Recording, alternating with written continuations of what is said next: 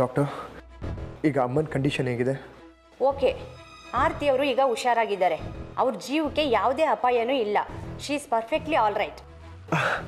ಹಾಗಿದ್ರೆ ಅಮ್ಮನ ಡಿಸ್ಚಾರ್ಜ್ ಆದಮೇಲೆ ನನ್ನ ಜೊತೆ ಕರ್ಕೊಂಡು ಹೋಗ್ಬೋದಾ? ಅದು ಸಾಧ್ಯ ಇಲ್ಲ.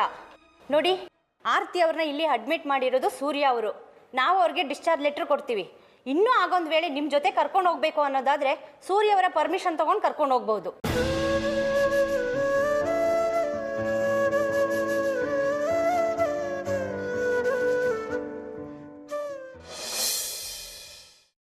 ನೀವು ಅಪಾಯದಿಂದ ಪಾರಾದ್ರಿ ಅಂತ ಸಂತೋಷ ಆಗ್ತಿದೆ.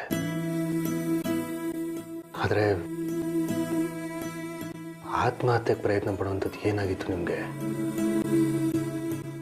ಅಂತ ಪ್ರಯತ್ನ ನಾನು ಮಾಡಿಲ್ಲ ಸೂರ್ಯವರೇ. ಬೇಜಾರು ಮಾಡ್ಕೊಳ್ಬೇಡಿ. ಸುಳ್ಳು ಹೇಳೋದನ್ನ ನಿಲ್ಲಿಸಿ. ನೀವು ಆತ್ಮಹತ್ಯೆಗೆ ಪ್ರಯತ್ನ ಪಟ್ಟಿದ್ದೀರಾ ಅಂತ ಮೆಡಿಕಲ್ ರಿಪೋರ್ಟ್ಸ್ ಹೇಳ್ತಾ ಇದೆ. ಪ್ರೂಫ್ ಸಾಲ್ದ? ನೀವು ಆಸೆ ಪಟ್ಟಂತೆ ನಾನು ಮದುವೆ ಆಗೋದಕ್ಕೆ ಒಪ್ಕೊಂಡಿಲ್ಲ ಅಂತ ತಾನೆ ಈ ನಿರ್ಧಾರ ತಗೊಂಡಿದ್ದು. ಸರಿ, ನನ್ನ ಹಠದಿಂದ ನಿಮ್ಗೆ ಅಷ್ಟೊಂದು ಡಿಸ್ಟರ್ಬ್ ಆಗಿದ್ರೆ ನಾನೇ ಮದುವೆಯಿಂದ ಹಿಂಸರಿತೀನಿ. ನೀವು ಯಾರು ಮದುವೆ ಮೊದಲು ಮಾಡಬೇಕು ಅಂತ ಅಂದ್ಕೊಂಡಿದ್ರೋ ಅವಂದೇ ಮಾಡಿ, ಅಂದೇನು ಅಭ್ಯಂತರ ಇಲ್ಲ ಅಲ್ವಾ ಡ್ಯಾಡ್? ಬೇಕಿಲ್ಲ, ಇವ್ರ ಮಾತು ನಂಬೇಡಿ ಅಮ್ಮ. ನಾಟಕ ಮಾಡ್ತಾ ಇದ್ದಾರೆ. ಇವ್ರನ್ನ ನಂಬಿದಕ್ಕೆ ಏನಾಯ್ತು? ಸಾವಿನ ಮನೆ ಬಾಗಿಲು ತಟ್ಬಿಟ್ಟು ಬಂದಿದ್ದೀರಾ. ನಿಮ್ಮನ್ನ ನೋಡ್ಕೊಳ್ಳೋ ಯೋಗ್ಯತೆ ಇಲ್ಲಮ್ಮ ಇವ್ರಿಗೆ. ನಿಮ್ಮನ್ನ ಡಿಸ್ಚಾರ್ಜ್ ಮಾಡ್ತಿದ್ದಾಗೆ ನನ್ನ ಜೊತೆ ಕರ್ಕೊಂಡು ಹೋಗ್ತೀನಿ, ಬಂದ್ಬಿಡಿ. ಅದು ಸಾಧ್ಯ ಇಲ್ಲ. ಅಮ್ಮನ ನಾನು ಎಲ್ಲೂ ಕಳ್ಸಲ್ಲ. ಕಳ್ಸಲ್ಲ ಅಂದ್ರೆ ಕರ್ಕೊಂಡು ಹೋಗ್ತೀನಿ. ತಾಕತ್ತಿದ್ರೆ ಕರ್ಕೊಂಡು ಹೋಗೋಣ. ಮಗನಾದವನು ಅಮ್ಮನ್ನ ಚೆನ್ನಾಗಿ ನೋಡ್ಕೋಬೇಕು. ಆ ಯೋಗ್ಯತೆ ನಿನಗಿಲ್ಲ. ಸುಮ್ಮನೆ ಸಡಲ್ ನಿಂತ್ಕೋ. ಇಲ್ಲ ಅಂದ್ರೆ ಏನೋ ಮಾಡ್ತೀಯಾ? ಏನು ಮಾಡ್ತೀಯಾ? ಆರ್ಯ, ಸಮಾಧಾನ ಮಾಡ್ಕೋ. ಅವನು ಕರ್ಕೊಂಡು ಹೋಗ್ತೀನಿ ಅಂತ ಹೇಳ್ತಿದ್ದಾನೆ. ಆದರೆ ಹೋಗ್ಬೇಕೋ ಬೇಡವೋ ಅಂತ ಆರತಿಯವರು ಡಿಸೈಡ್ ಮಾಡ್ತಾರೆ.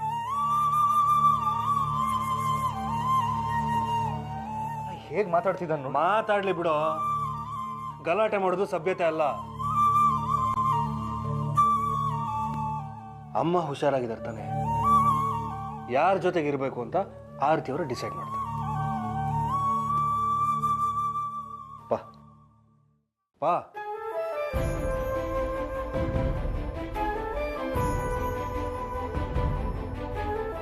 ನಿಮ್ಮ ಹೆಂಡತಿಯವರನ್ನು ಸಂಜೆ ಡಿಸ್ಚಾರ್ಜ್ ಮಾಡ್ತೀವಿ. ಅವರಿಗೆ ಮಾನಸಿಕವಾಗಿ ದೈಹಿಕವಾಗಿ ವಿಶ್ರಾಂತಿ ಅಗತ್ಯ ಇದೆ. ದಯವಿಟ್ಟು ಅದ್ರ ಕಡೆ ಗಮನ ಹರಿಸಿ. ಓಕೆ ಡಾಕ್ಟರ್, ಅವ್ರಿಗೆ ಯಾವುದೇ ರೀತಿ ಸ್ಟೈನ್ ಆಗದೆ ಹೋಗಿ ನೋಡ್ಕೋತೀವಿ. Thank you. Thank you. Arya, ರಿಸೆಪ್ಷನ್ಗೆ ಹೋಗಿ ಬಿಲ್ ರೆಡಿ ಮಾಡು.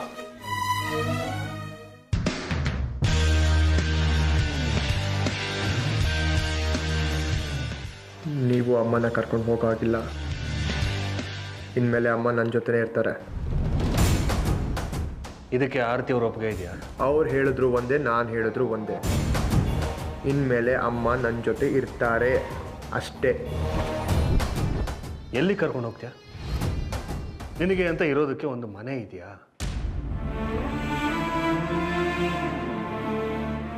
ಮನೆ ಇಲ್ಲದೆ ಇರ್ಬೋದು, ಆದರೆ ಒಳ್ಳೆ ಮನಸ್ಸಿದೆ. ನಮ್ಮಮ್ಮನ ಚೆನ್ನಾಗಿ ನೋಡ್ಕೊತೀವಿ ಅನ್ನೋ ನಂಬಿಕೆ ನನಗಿದೆ. ನಿಮಗೆ ಇಂಚಿಂಚು ಅವ್ರಿಗೆ ನೋವು ಕೊಡ್ತಾ ಆತ್ಮಹತ್ಯೆಗೆ ಪ್ರಯತ್ನ ಪಡೋ ಹಾಗಂತೂ ನಾನು ಮಾಡಲ್ಲ. ಪರರ ಬಗ್ಗೆ ಈ ರೀತಿ ತಪ್ಪು ಹೊರಿಸೋದನ್ನು ನಿಲ್ಲಿಸು. ಸ್ವಲ್ಪ ವಿವೇಕದಿಂದ ಯೋಚನೆ ಮಾಡು. ಆರತಿಯವರ ಈ ಸ್ಥಿತಿಗೆ ನಿನ್ನ ಕೋಪ, ಹಠ, ಜಂಬ, ದ್ವೇಷ ಇವುಗಳೇ ಕಾರಣ. ಯಾವುದೇ ಕಾರಣಕ್ಕೂ ಆರತಿಯವ್ರನ್ನ ನಿನ್ನ ಜೊತೆ ಕಳಿಸ್ಕೊಡೋದಕ್ಕಾಗಲ್ಲ. ಹೇಳಿದ ಅರ್ಥ ಆಯ್ತಲ್ವಾ? ಏಯ್, ನಿಂತಿದ್ದೆ ತಾನೆ, ನಿಂತ್ಕೋ.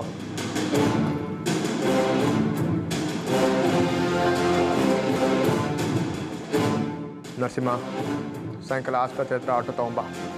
ಅಮ್ಮ ಡಿಸ್ಚಾರ್ಜ್ ಆಗ್ತಿದ್ದಾರೆ. ಅಮ್ಮನ ನಮ್ಮ ಜೊತೆನೇ ಕರ್ಕೊಂಡು ಹೋಗ್ತಾ ಇದ್ದೀವಿ. ಅದು ಯಾವನ ಅಡ್ಡ ಬರ್ತಾನೋ ನಾನು ನೋಡ್ತೀನಿ.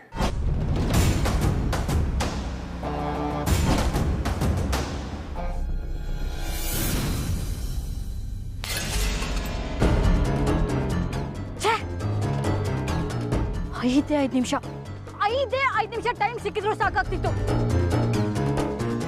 ಆರ್ತಿಗೊಂದು ಕತೆ ಕಾಣಿಸ್ತಿದೆ. ಕೊನೆಯ ಗಳಿಗೆನಲ್ಲಿ ಇನ್ನೇನು ಸೂಜಿ ಚುಚ್ಚಬೇಕು ಅನ್ನೋ ಕೊನೆಯ ಗಳಿಗೆನಲ್ಲಿ ಆ ಡಾಕ್ಟ್ರು ನರ್ಸು ಸೂರ್ಯ ಎಲ್ಲರೂ ಬಂದ್ಬಿಟ್ರು. ಅಲ್ಲಿಂದ ತಪ್ಪಿಸ್ಕೊಂಡು ಬರೋ ಅಷ್ಟರಲ್ಲಿ ನನ್ನ ಪ್ರಾಣ ಬಾಯಿಗೆ ಬಂದಿತ್ತು. ಒಳ್ಳೇದೇ ಆಯ್ತು ಬಿಡಿ. ಆರ್ತಿ ಏನಾದರೂ ಸತ್ತಿದ್ರೆ ಇನ್ವೆಸ್ಟಿಗೇಷನ್ನು ಅದು ಇದು ಅಂತ ನನ್ನ ತಲೆಗೆ ಬರೋ ತಪ್ಪು. ಬರ್ತಿರ್ಲಿಲ್ಲ, ನಿನ್ನ ತಲೆಗೆ ಬರ್ತಿರ್ಲಿಲ್ಲ. ಆರೋಪ ಸೂರ್ಯನ ಮೇಲೆ ಹೋಗೋ ಹಾಗೆ ಮಾಡ್ತಿದ್ದೆ. ಆರ್ತಿ ಆತ್ಮಹತ್ಯೆ ಮಾಡ್ಕೊಳ್ಳೋದಕ್ಕೆ ಕಾರಣ ಕೌಟುಂಬಿಕ ಕಲಹ ಅಂತ ಹೇಳಿ ರಿಪೋರ್ಟ್ ಬರ್ಸಿ ಆ ಸೂರ್ಯ ಮತ್ತೆ ಆರ್ಯನ್ ತಲೆ ಮೇಲೆ ಬರೋ ಹಾಗೆ ನಾನು ಮಾಡ್ತಿದ್ದೆ. ಇಂಥ ಒಳ್ಳೆ ಅವಕಾಶ ಮಿಸ್ ಆಗೋಯ್ತು. ಇನ್ಯಾವತ್ತೂ ಇಂಥ ಅವಕಾಶ ನಂಗೆ ಸಿಕ್ಕಲ್ಲ. ಹೋಗ್ಲಿ ಬಿಡಿ ಅರ್ಪಿತಾ, ಈ ಸಲ ಮಿಸ್ ಆದ್ರೆ ಏನಾಯ್ತು? ಮುಂದೆ ನಮ್ಗೆ ಇಂಥದ್ದೇ ಒಂದು ಚಾನ್ಸ್ ಸಿಕ್ಕೇ ಸಿಗುತ್ತೆ. ಸಿಗಲ್ಲ. ಸಿಕ್ಕರು ಇಂಥ ಒಳ್ಳೆ ಅವಕಾಶ ಸಿಗಲ್ಲ. ಆ ಆರ್ತಿ ಆಸ್ಪತ್ರೆನಲ್ಲೇ ಸತ್ತಿದ್ರೆ ಯಾರಿಗೂ ಡೌಟ್ ಬರ್ತಿರ್ಲಿಲ್ಲ, ನಮಗೆ ಯಾವ ಸಮಸ್ಯೆನೂ ಆಗ್ತಿರ್ಲಿಲ್ಲ. ಆದ್ರೆ ಆ ಆರ್ತಿ ಬದುಕಿದ್ರೆ ಮುಂದೆ ಅವಳನ್ನ ಟಚ್ ಮಾಡೋದು ತುಂಬಾ ಕಷ್ಟ. ಆಮೇಲೆ ಅದು ನಮಗೆ ಪ್ರಾಬ್ಲಮ್ ಆಗುತ್ತೆ. ಹಾಗಿದ್ಮೇಲೆ ಸದ್ಯಕ್ಕೆ ಆ ಆರ್ತಿನ ಸಾಯಿಸೋ ಯೋಚನೆ ಬಿಟ್ಟು ಬಿಡಿ. ಮೊದಲು ನನ್ನ ಮದುವೆ ಆಗಲಿ, ಆಮೇಲೆ ಆ ಆರ್ತಿನ ಸೂರ್ಯನಿಂದ ನಿಧಾನವಾಗಿ ದೂರ ಮಾಡ್ತೀನಿ. ಅವಾಗ ನೀವು ಅವಳನ್ನ ಆರಾಮಾಗಿ ಕೊಲ್ಬೋದು, ಯಾರಿಗೂ ಅನುಮಾನ ಬರಲ್ಲ. ಈಗ ನಾವೇನಾದ್ರೂ ಅವಳನ್ನ ಕೊಲ್ಲೋದಕ್ಕೆ ಹೋದ್ರೆ ಎಲ್ಲ ಪ್ಲಾನು ನಮಗೆ ಉಲ್ಟಾ ಆಗೋ ಚಾನ್ಸಸ್ ಜಾಸ್ತಿ ಇದೆ.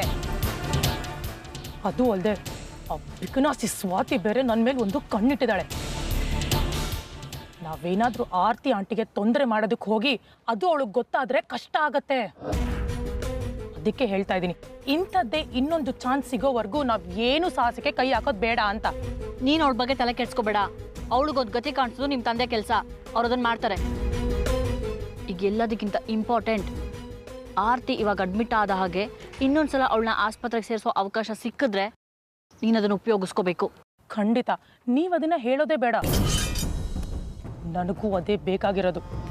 ಆ ಮನೆ ಸರ್ವನಾಶ ಯಾವಾಗ ಆಗುತ್ತೋ ಅಂತ ನಾನು ಕಾಯ್ತಾ ಇದ್ದೀನಿ. ಆಗುತ್ತೆ, ಆಗತ್ತೆ, ಆಗ್ಲೇಬೇಕು.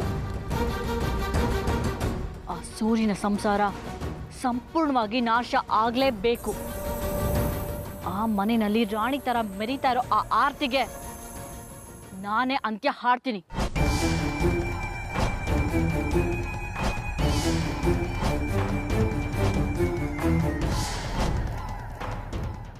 ಡ್ಯಾಡ್, ಅಮ್ಮ ಮಾಡಿರೋ ಕೆಲಸದಿಂದ ಮತ್ತೆ ನಾವು ಕಷ್ಟಕ್ಕೆ ಸಿಕ್ಕಾಕೊಂಡಿದ್ದೀವಿ. ಅವ್ರ ಆತ್ಮಹತ್ಯೆಗೆ ಪ್ರಯತ್ನ ಪಟ್ಟಿದ್ದಾರಂತ ಹೇಳಿಕೆ ಕೊಟ್ಟರೆ ಅವ್ರಿಗೆ ಪ್ರಾಬ್ಲಮ್, ಇಲ್ಲ ಅಂತ ಹೇಳಿದ್ರೆ ನಮಗೆ ಪ್ರಾಬ್ಲಮ್ಮು. ಅವ್ರ ದೇಹದಲ್ಲಿ ಸಿಕ್ಕಿರೋ ಕೆಮಿಕಲ್ಲು ಅವ್ರಿಗೆ ರಿಸ್ಕ್ ತರೋ ಅಂತ ಡ್ಯಾಡ್. ಈಗ ಅಮ್ಮ ಕೊಡೋ ಸ್ಟೇಟ್ಮೆಂಟ್ ಮೇಲೇ ಮುಂದಿನ ಎಂಕ್ವೈರಿ ಪ್ರಾರಂಭ ಆಗುತ್ತೆ. ಅಂದರೆ ಆರ್ತಿಯವರು ನಾನು ಆತ್ಮಹತ್ಯೆಗೆ ಪ್ರಯತ್ನ ಪಟ್ಟಿಲ್ಲ ಅಂತ ಹೇಳಿಕೆ ಕೊಟ್ಟರೆ ಕೊಲೆ ಪ್ರಯತ್ನ, ನಮ್ಮಲ್ಲಿ ಕೊಲೆ ಮಾಡುವಂಥವ್ರು ಯಾರು ಇದ್ದಾರೆ? ನಮ್ಮನೇಲಿ ನಾನು, ನೀವು, ಶೋಭಜೆ, ಸ್ವಾತಿ ಬಿಟ್ಟು ನಂಗೆ ನಿರೋಷನ್ ಮೇಲೆ ಅನುಮಾನ ಇದೆ. ನಿರೋಷಂಗಾಗಿರೋ ಅನ್ಯಾಯಕ್ಕೆ ನ್ಯಾಯ ಕೊಡಿಸ್ಬೇಕು ಅಂತ ಆರ್ತಿಯವರೇ ಅವಳನ್ನ ಮನೆ ಕರ್ಕೊಂಬಂದು ಆದಿ ಜೊತೆ ಮದುವೆ ಮಾಡಬೇಕು ಅಂತಿದ್ದಾರೆ. ಅವಳಿಗೆ ಸಹಾಯಕವಾಗಿರೋ ಆರ್ತಿಯವ್ರನ್ನ ಅವಳು ಕೊಲ್ಲೋದು ಪ್ರಯತ್ನ ಪಡ್ತಾಳ? ನೀನು ವಿನಾಕಾರಣ ನಿರೋಷನ್ ಮೇಲೆ ಅನುಮಾನ ಪಟ್ಟು ಕೆಟ್ಟವನು ಅಂತ ಅನ್ಸ್ಕೊಬೇಡ. ಆರ್ತಿಯವರು ತಾನು ಆತ್ಮಹತ್ಯೆಗೆ ಪ್ರಯತ್ನ ಪಟ್ಟಿಲ್ಲ ಅಂತ ಹೇಳಿಕೆ ಕೊಟ್ಟರೆ ಮನೆ ಹೊರಗಿನವಳು ಅಂತಿರೋದು ನಿರೋಷ ಒಬ್ಳೆ. ಅನುಮಾನದ ಆಧಾರದ ಮೇಲೆ ಅವಳನ್ನ ಅರೆಸ್ಟ್ ಮಾಡಿ ವಿಚಾರಣೆ ನಡೆಸ್ತಾರೆ. ಅನುಮಾನದ ಆಧಾರದ ಮೇಲೆ ಪೊಲೀಸರು ಅರೆಸ್ಟ್ ಮಾಡಿದ ನಿರೋಷನ್ ಅಲ್ಲ, ನಿಮ್ಮನ್ನ.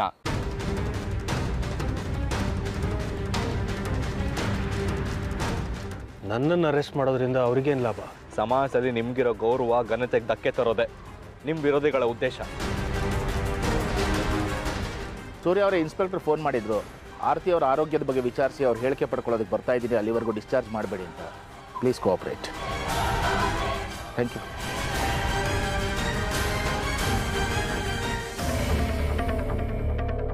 ಎಲ್ಲದಕ್ಕೂ ಒಂದು ಮಿತಿ ಅಂತಿರುತ್ತೆ. ನಾನೇನು ಮಾಡಿದೆ? ಆತ್ಮಹತ್ಯೆ ಮಾಡ್ಕೊಳ್ಳೋದಕ್ಕೆ ಯಾಕ್ರಿ ಪ್ರಯತ್ನ ಪಟ್ರಿ? ಅಂತ ಟಾರ್ಚರ್ ನಮ್ಮನೇಲಿ ಯಾರು ಕೊಟ್ಟರು ನಿಮಗೆ? ಸಮಸ್ಯೆಯನ್ನು ಬಗೆಹರಿಸೋದಕ್ಕೆ ಸಾಯ ನಿರ್ಧಾರ ತಗೊಂಡ್ರಾ? 1000 ಸಮಸ್ಯೆ ಬರುತ್ತೆ, ಜೀವ ತರೋದು ಉತ್ತರ ಅಲ್ಲ. ನಾನು ನಿಮಗೆ ಆಗ್ಲಿಂದ ಹೇಳ್ತಾ ಇಲ್ವಾ ಆತ್ಮಹತ್ಯೆಗೆ ನಾನು ಪ್ರಯತ್ನ ಮಾಡಲಿಲ್ಲ ಅಂತ? ಪ್ರಯತ್ನ ಪಟ್ಟಿಲ್ಲ ಅಂದರೆ ನಿಮ್ಮ ದೇಹದಲ್ಲಿ ಪ್ರಾಣಾಪಾಯ ತರುವಂಥ ಕೆಮಿಕಲ್ ಹೇಗ್ರಿ ಸೇರ್ಕೊಳ್ತು? ನನಗೆ ಗೊತ್ತಿಲ್ಲ. ನಿಮಗೆ ಗೊತ್ತಿಲ್ಲದೆ ನಿಮ್ಮ ದೇಹದಲ್ಲಿ ಆ ಕೆಮಿಕಲ್ ಸೇರ್ಕೊಂಡಿದೆ ಅಂದರೆ ಯಾರೋ ನಿಮ್ಮನ್ನು ಕೊಲ್ಲೋದಕ್ಕೆ ಪ್ರಯತ್ನ ಪಡ್ತಿದ್ದಾರೆ ಅಂತ ಅರ್ಥ. ಆ ಕಾರಣದ ಮೇಲೆ ನಿಮ್ಮ ಗಂಡನಾದ ನನ್ನನ್ನು ಪೊಲೀಸರು ಅರೆಸ್ಟ್ ಮಾಡ್ತಾರೆ. ಸಂತೋಷನಾ? ತಗೊಳ್ಳಿ, ಆ್ಯಪಲ್ ತಿನ್ನಿ.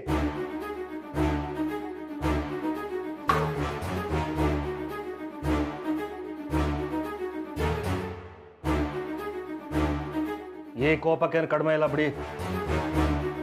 ಮನೆ ಮುಂದೆ ಪೊಲೀಸವ್ರು ಬಂದು ನಿಂತಿರ್ತಾರೆ ವಿಚಾರಣೆ ಅಂತ. ಇಷ್ಟು ದಿನ ಕಾವಲಿಗೆ ನಿಂತಿದ್ರು, ಇನ್ನು ಮುಂದೆ ವಿಚಾರಣೆ. ಅವ್ನು ಕೇಳ್ತಾನೆ, ಏನು ಸರ್ ನಿಮ್ಮ ಹೆಂಡತಿ ಆತ್ಮಹತ್ಯೆ ಪ್ರಯತ್ನ ಪಟ್ರಂತೆ, ಏನು ಕೊಲೆನಾ, ಏನು ಪ್ರಾಬ್ಲಮ್ ಸರ್? ಮರ್ಯಾದೆ ಇರುತ್ತಾ? ಅಂದರೆ ನನ್ನಿಂದ ಮರ್ಯಾದೆ ಹೋಗ್ತಿದೆ ಅಂತನ? ಅದನ್ನು ಬೇರೆ ಬಾಯಿ ಬಿಟ್ಟು ಹೇಳಬೇಕು. ಸೇರಿಸ್ಬಾರ್ದಾಗಿತ್ತು ಆಸ್ಪತ್ರೆಗೆ. ಇಷ್ಟೊತ್ತಿಗೆ 3ನೇ ದಿನದ ಕಾರ್ಯ ನಡೀತಾ ಇತ್ತು, ನೆಮ್ಮದಿಯಾಗಿರ್ಬೋದಾಗಿತ್ತು. ಪಾಯಸ ತಿಂದು. ಈ ಮಾತಿಗೆ ಏನು ಕಡಿಮೆ ಇಲ್ಲ. ನೀವು ಆತ್ಮಹತ್ಯೆ ಪ್ರಯತ್ನ ಪಟ್ಟಿಲ್ಲ ಅಂತ ಹೇಳ್ತಿದ್ರು, ನಮ್ದೇ ಇದ್ರೆ ಇನ್ನು ಹೇಗೆ ಮಾತಾಡಬೇಕು? ನಂಬಿಕೆ ಹೇಗ್ರಿ ನಂಬೋದು? ನನ್ನ ಮುಂದೆನೆ ಅನ್ನ ನೀರು ಬಿಟ್ಟು ಉಪವಾಸ ಕೂತ್ಕೊಂಡ್ರಿ ನೀವು. ನಾನು ಆರ್ಯ ಅಷ್ಟು ಬೇಡ್ಕೊಂಡ್ರು ನನ್ನ ಮಾತು ನಡೆಯೋ ತನಕ ಅನ್ನ ನೀರು ಬಿಟ್ಟು ಉಪವಾಸ ಕೂತ್ಕೋತೀನಿ ಅಂದ್ರೆ, ಈಗ ನೀವು ಆತ್ಮಹತ್ಯೆ ಮಾಡ್ಕೊಂಡಿಲ್ಲ ಅಂದ್ರೆ ನಂಬಿಡ್ಬೇಕಾ? ಏನ್ ನಮ್ಮ ತಲೆಯಲ್ಲಿ ಜೇಡಿ ಮಣ್ಣು ಕೂತಿದೆ, ನಿಮ್ಮ ತಲೆಯಲ್ಲಿ ಮಾತ್ರ ಬುದ್ಧಿ ಇರೋದು. ಕೊನೆಯದಾಗಿ ಖಚಿತವಾಗಿ ಹೇಳ್ತಾ ಇದ್ದೀನಿ, ನಾನು ಆತ್ಮಹತ್ಯೆಗೆ ಪ್ರಯತ್ನ ಪಟ್ಟಿಲ್ಲ.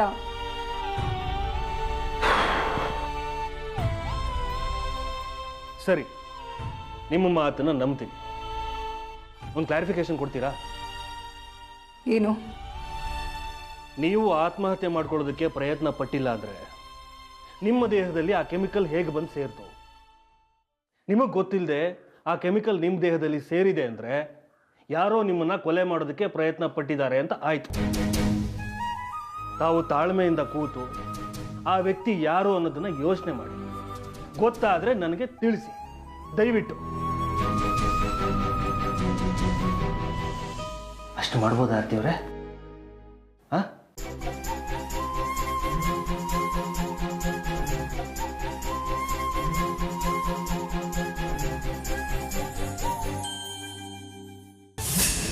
ನೋಡು ಇನ್ಸ್ಪೆಕ್ಟರ್, ಆ ಆರ್ತಿ ಆತ್ಮಹತ್ಯೆ ಮಾಡ್ಕೊಳ್ಳೋದಕ್ಕೆ ಪ್ರಯತ್ನ ಪಟ್ಟದ್ದು ನಿಜಾನೇ ಆದರೆ ಅದೇ ಇಶ್ಯೂ ಇಟ್ಕೊಂಡು ಕೇಸ್ ಫಿಟ್ ಮಾಡಿ ಅವಳನ್ನು ಜೈಲಲ್ಲಿ ಕೊಳೆಯೋ ಹಾಗೆ ಮಾಡು. ಇಲ್ಲ ಮಾನಸಿಕ ಖಿನ್ನತೆಗೆ ಒಳಗಾಗಿದ್ಲು ಅಂತ ಪ್ರೂವ್ ಮಾಡಿ ಹುಚ್ಚಾಸ್ಪತ್ರೆ ಸೇರೋ ಹಾಗೆ ಮಾಡು.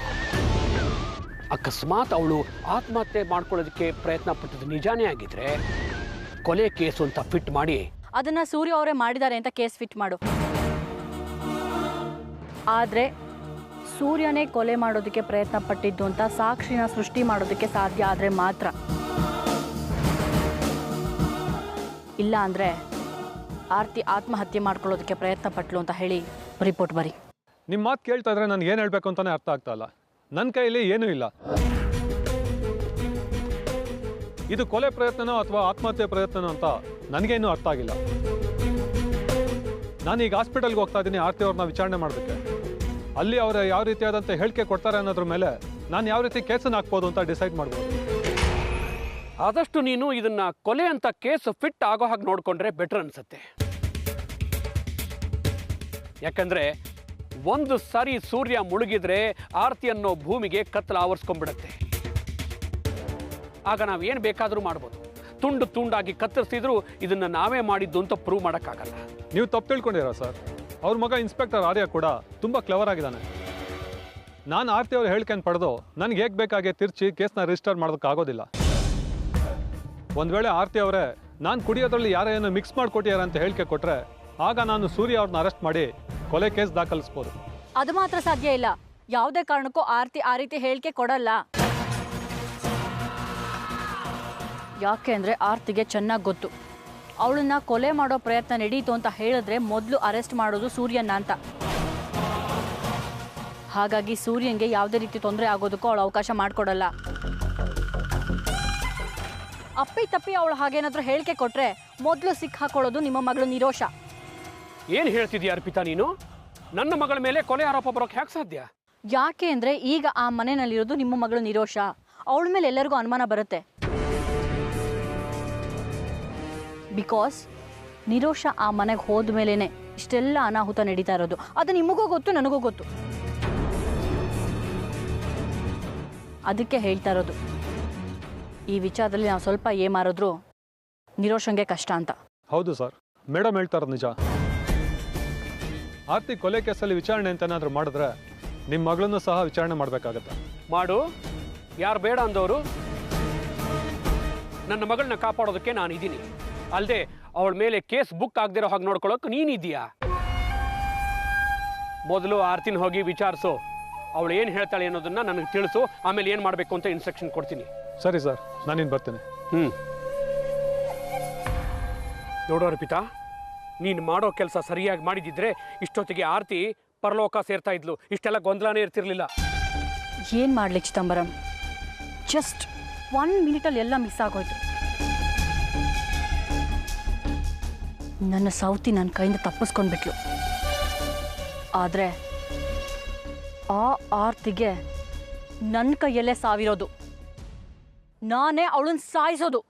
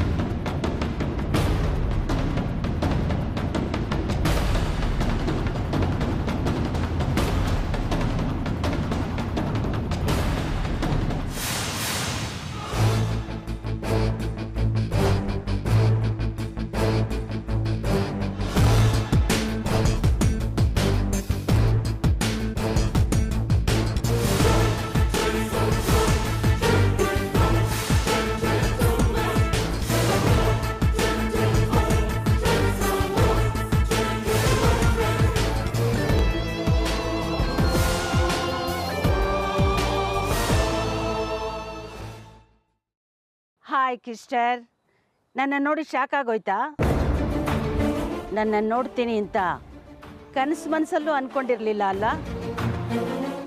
ಅಕ್ಕ, ಅದು ಏಯ್, ಯಾವಳೆ ನಿನ್ನ ಅಕ್ಕ?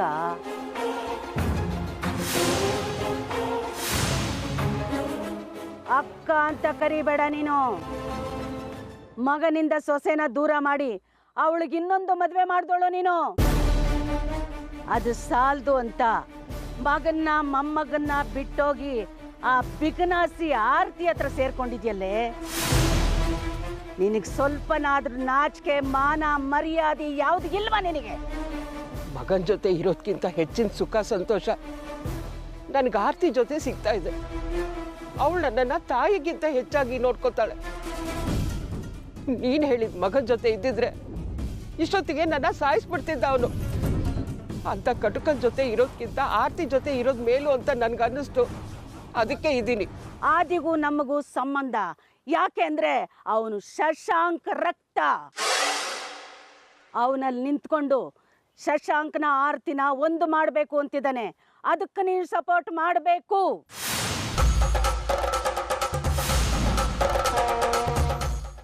ನನ್ಗೆ ಗೊತ್ತಿಲ್ಲ ಅಂತ ಹೇಳ್ತಾ ಇದ್ದೀನಲ್ಲ, ಮತ್ತೆ ಮತ್ತೆ ಯಾಕೆ ನನ್ನ ಒತ್ತಾಯ ಮಾಡ್ತಾ ಇದ್ದೀರಾ? ಸತ್ಯ ಏನು ಅಂತ ಹೇಳ್ಬಿಡಿ ಮೇಡಮ್. ನೀವು ಸುಳ್ಳು ಹೇಳ್ತಾ ಇದ್ದೀರ ಅಂತ ನಿಮ್ಮ ಹೇಳಿಕೆಯಿಂದ ಗೊತ್ತಾಗ್ತಾ ಇದೆ. ನೀವು ಆತ್ಮಹತ್ಯೆಗೆ ಪ್ರಯತ್ನ ಪಟ್ಟಿದ್ದೀರಾ ಅಂತ ಮೆಡಿಕಲ್ ರಿಪೋರ್ಟ್ ಹೇಳ್ತಾ ಇದೆ. ಅದರ ಆಧಾರದ ಮೇಲೆ ಕೇಳ್ತಾ ಇದ್ದೀನಿ, ಹೇಳಿ, ನೀವು ಆತ್ಮಹತ್ಯೆಗೆ ಯಾಕೆ ಪ್ರಯತ್ನ ಪಟ್ರಿ? ಇದರಿಂದ ಯಾರಿದ್ದಾರೆ ಅಂತ? ಸಾಂಸಾರಿಕ ಸಮಸ್ಯೆನಾ? ನೀವೆಷ್ಟೇ ಪ್ರಶ್ನೆಗಳನ್ನ ಕೇಳಿದ್ರು ನನ್ನಿಂದ ಸಿಗೋ ಉತ್ತರ ಒಂದೇ, ನಾನು ಆತ್ಮಹತ್ಯೆಗೆ ಪ್ರಯತ್ನ ಪಟ್ಟಿಲ್ಲ. ನೀವು ಆಸ್ಪತ್ರೆ ಸೇರ್ಕೊಳ್ಳೋಕೆ 2 ದಿವಸ ಮುಂಚೆ ಉಪವಾಸ ಕೂತಿದ್ರಂತೆ, ಯಾಕೆ? ನಿಮಗೂ ನಿಮ್ಮ ಯಜಮಾನ್ರಿಗೂ ಏನಾದರೂ ಸಮಸ್ಯೆನಾ? ಇಲ್ಲ. ಮಕ್ಕಳ ಜೊತೆ ಸಮಸ್ಯೆ? ಇಲ್ಲ. ಆರ್ಥಿಕ ಸಂಕಷ್ಟ? ಇಲ್ಲ. ಯಾವುದು ಇಲ್ಲ ಅಂದ್ರೆ ದೇಶ ಪ್ರಗತಿ ಸಾಧಿಸಲಿ ಅಂತ ವ್ಯಂಗ್ಯವಾಗಿ ಮಾತಾಡ್ಬೇಡಿ. ಹೇಳ್ಬೇಡಿ ಮೇಡಮ್, ಸತ್ಯ ಏನು ಅಂತ ಹೇಳಿ. FIR ಆಗ್ತೀನಿ, ವಿಚಾರಣೆ ಮಾಡ್ತೀನಿ. ಹೇಳಿ ಸತ್ಯ ಏನು ಅಂತ. ಆಯ್ತು, ಆತ್ಮಹತ್ಯೆ ಅಲ್ಲ, ಕೊಲೆ ಪ್ರಯತ್ನನ? ಯಾರು ಇದರಿಂದ ಇದ್ದಾರೆ ಹೇಳಿ. ನೀವು ಯಾಕೆ ಅವ್ರಿಗೆ ಫೋರ್ಸ್ ಮಾಡ್ತಾ ಇದ್ದೀರಾ? ಅವರಿಗೆ ಮೆಂಟಲಿ ಸ್ಟ್ರೈನ್ ಆಗಬಾರ್ದು ಅಂತ ಡಾಕ್ಟರ್ ಹೇಳಿದ್ದಾರೆ. ನೀವು ಯಾಕೆ ಒತ್ತಾಯ ಮಾಡ್ತಾ ಇದ್ದೀರಾ? ನಾನು ನಿಮಗೆ ಮುಂಚೆನೇ ಹೇಳಿದ್ದೀನಿ, ನಾನು ವಿಚಾರಣೆ ಮಾಡಬೇಕಾದ್ರೆ ನೀವು ಇಂಟರ್ಫಿಯರ್ ಆಗಬೇಡಿ ಅಂತ. ನೀವೀಗ ಕೋಆಪರೇಟ್ ಮಾಡಲಿಲ್ಲ ಅಂದರೆ ನಾನು ಕೋಆಪರೇಷನ್ ಕೇಸ್ ಹಾಕಿ ನನಗೆ ಅನುಕೂಲಕರವಾದಂಥ ಜಾಗದಲ್ಲಿ ವಿಚಾರಣೆ ಮಾಡೋದಕ್ಕೆ ಅನುಮತಿ ತಗೊಳ್ತೀನಿ. ಆಗ್ಬೋದಾ? ಅದು ಏನು ಮಾಡ್ಕೋತಿರೋ ಮಾಡ್ಕೊಳ್ಳಿ. ನಾನು ಸಾಕಷ್ಟು ಇನ್ಸ್ಪೆಕ್ಟರ್ಗಳನ್ನ ನೋಡಿದ್ದೀನಿ. ನೋಡಿರ್ಬೋದು ಸರ್. ನನಗಿಂತ ಹೈಯರ್ ಆಫೀಸರ್ಸ್ ಪರಿಚಯನೂ ನಿಮ್ಗಿರ್ಬೋದು. ದಯವಿಟ್ಟು ಕೋಆಪರೇಟ್ ಮಾಡಿ. ಇಲ್ಲಾಂದರೆ ಏನು ಮಾಡಬೇಕು, ಸತ್ಯನ ಹೇಗೆ ಹೊರಗೆ ತರಬೇಕು ಅಂತಲೂ ಗೊತ್ತಿದೆ.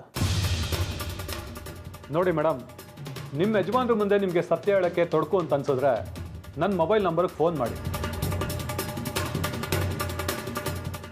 ನನ್ನ ಮೊಬೈಲ್ ನಂಬರ್ನ ರಿಸೆಪ್ಷನಲ್ಲಿ ಕೊಟ್ಟೋಗಿರ್ತೀನಿ. ಸರ್ ಬರ್ತೀನಿ ಸರ್. ದೊಡ್ಡ ಮನುಷ್ಯರು ಮಾಡೋ ಸಣ್ಣ ಕೆಲಸಗಳು.